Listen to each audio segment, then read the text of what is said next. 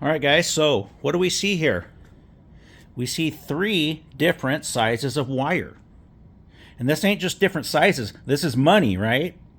We got number 8 here, we got number 10 here, and number 12 here. Now, if you installed this on an air conditioner or a heat pump, when you could have installed this, you just threw money away, right? Didn't you? You threw money away.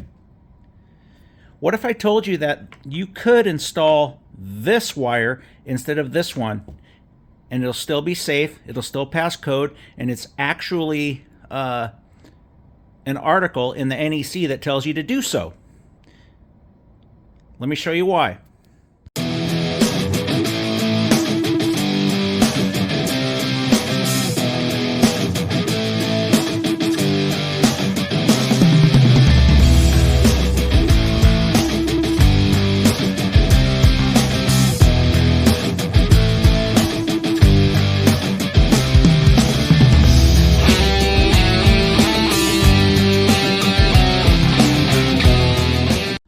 So let's talk about this.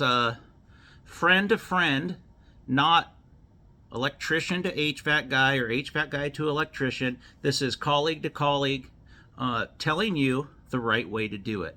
And if you're objecting, if you're telling me that I'm wrong, you're wrong, because this is the right way. So I put together a little thing here. I'm going to show you why you need to size your wire based off of MCA, minimum circuit ampacity, and not off of your breaker size, your maximum overcurrent protection, your breaker or your fuse. So I'm just going to read it for you, and I'd love it if you objected, because if you do, I know you're wrong, but you know, you're free to have your uninformed opinion. So here we go. So why HVAC wire size is not determined by the breaker. NEC article 440 explained.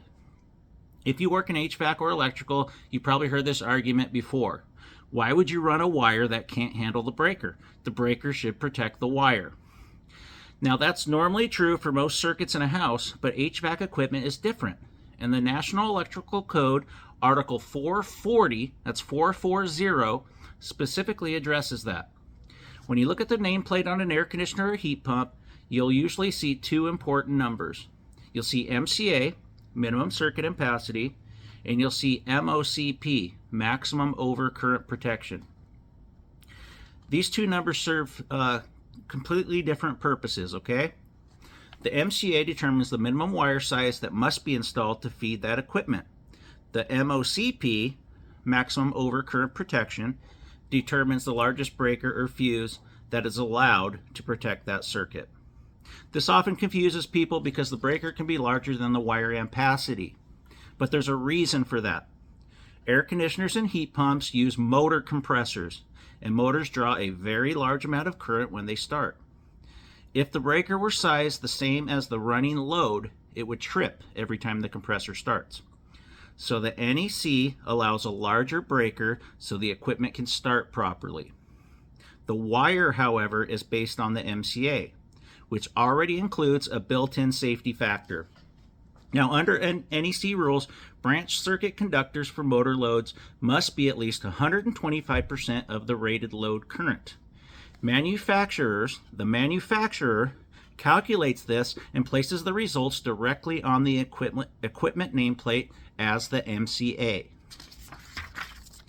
So when you size the wire based on the MCA, you're already installing conductors with a safety margin built in.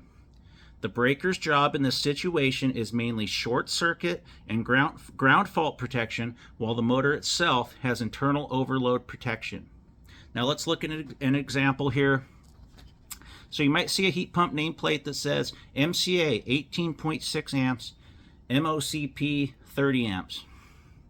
In this case, the correct installation would be number 12 copper wire that would cover your 18.6 amps and a 30 amp breaker, which is your maximum overcurrent protection, because that's the maximum overcurrent protection allowed by the manufacturer. This is completely compliant with the NEC Article 440 and is how millions of air conditioners are installed across the country. At least I hope so. Now, could you install larger wire like number 10? Of course you can, but the code allows you to go larger. Nothing wrong with a larger wire. You're just wasting money. You're throwing money in the fireplace, like I always say. But it's not required because the equipment manufacturer has already accounted for your motor load, your starting current, and safety margins when they calculate the MCA. So the takeaway is simple. For HVAC equipment, wire size comes from the MCA and the breaker size comes from the MOCP. Both numbers are right there on the equipment nameplate, and the NEC specifically instructs installers to follow those values. Understanding that difference clears up a lot of confusion between electricians and HVAC technicians. Let's see, what else? I think I started reading the wrong one, but we'll get on to it here. So, I think that pretty much gives you the gist of it. I'm not going to read the rest of this. It's just a bunch of AI talk.